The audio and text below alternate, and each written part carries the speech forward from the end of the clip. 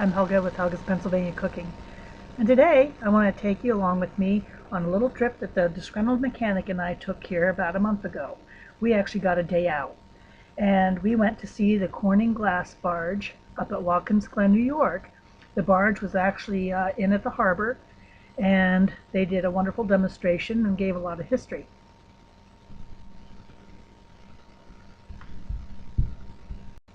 Now, this is going to be part one of two videos.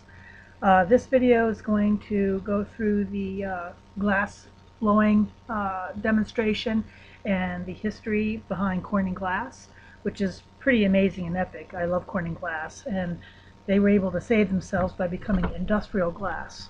They're used in many things today. But the second part I will share with you in another video coming up next week will be about the Lois McClure, which was actually the ship that supplied Corning Glass using the canal system through New York State and New England through Lake Champlain. And we toured that as well and got some interesting information and also some pretty pictures of the harbor and the sailboats, and it was just a really beautiful, sunny, beautiful day on the water, and some great history was shared, and Mike and I love this stuff. So this is going to be the first part. This is the glass blowing and about Corning Glass. And then next week I'll share with you about the Lois McClure and the canal system and barge system. So stay tuned, and I hope you enjoy it. In furnace, it's 2,000 degrees. That's molten glass right there. It's also 2,000 degrees, 2,150 degrees Fahrenheit to be exact. And that's clear glass, but it's glowing orange because of that intense heat that it's radiating. Lucas wants to color this and make it nice and fancy though. So he's rolling this clear glass through some crushed colored glass called frit.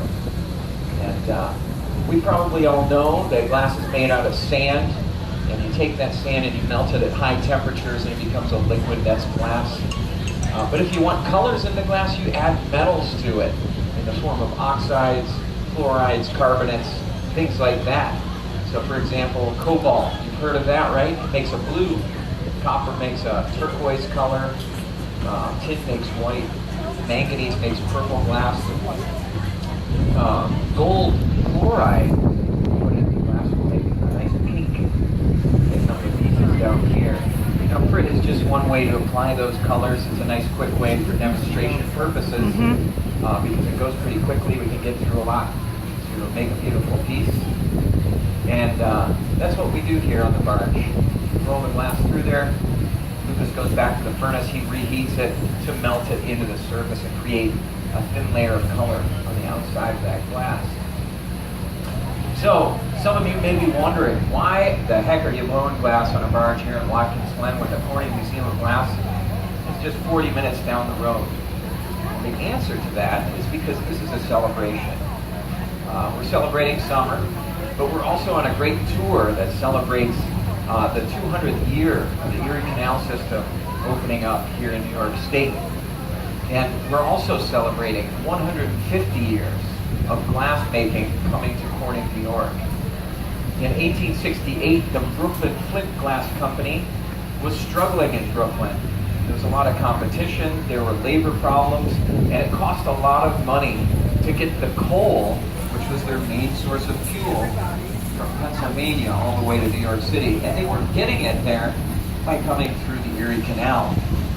And they would have to actually go through Corning with that coal. They would offload them from railroads on the barges, and then those barges would actually come right through Seneca Lake. And did you know that Seneca Lake was connected to the Erie Canal at its north end? Who knew that? Oh, many of you knew that. Well, great. Well, it is, and that's how we got this barge here. And we have retraced the journey from Brooklyn all the way to here. It's taken us 4 months.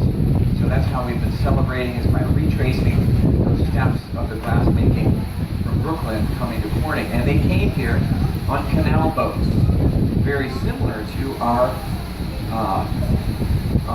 partner over here, the Lois McClure. And some of you may have gotten to tour the Lois McClure, and you're welcome to go over to the Lois McClure after this demonstration and tour that vessel. They've been on tour with us all summer long. And they've been our guide. They've been on this journey many times. And that's mid-century, mid-19th century canal boat replica. So they found a shipwreck like that in Lake Champlain. And these folks are from the Lake Champlain Maritime Museum. They've traveled with us all summer, kind of showing us the ropes of a journey like this, and to help tell that story of the early days in the Erie Canal, the canal system here in New York. Taken a second gather, haven't you? I missed that. I was telling you the story of the barge. And look at Lucas is using something here. It's a pad, and that pad is made of wet newspaper. He's shaping the glass with a pad of wet newspaper, believe it or not.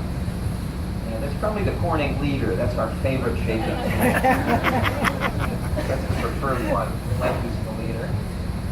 And it looks like, are you guys going to put a wrap on here? Ooh, I think Lucas is going to make something special here because he's got some special guests here. Lucas's parents are here, actually. Rick and Kathy Dominic, right here in the front row.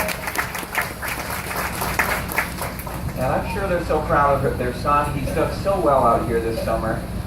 And I know I'm proud of him. I was just telling him today how much he's improved over this summer. He made this look really difficult for a few weeks out here. Now he makes it look really easy. But he's doing a great job, and we love having him out here, and we're enjoying having Lucas. So it's great to host you guys, and great that you get to see him exercise his craft, practice it here, share it with so many people.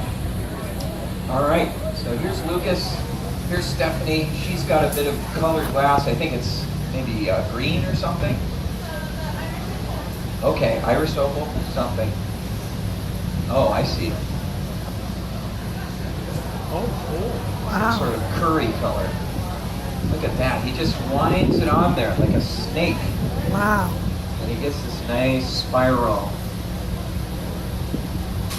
Now Lucas is going to heat that back up. He's going to work that into the surface, and that's going to become part of the color pattern for this piece.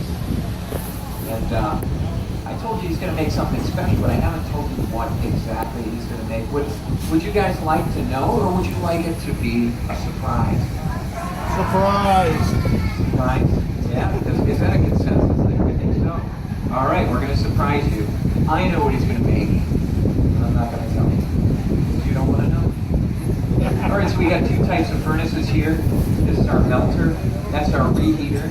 So melter, reheater. The difference is what? Does anybody know? Heat.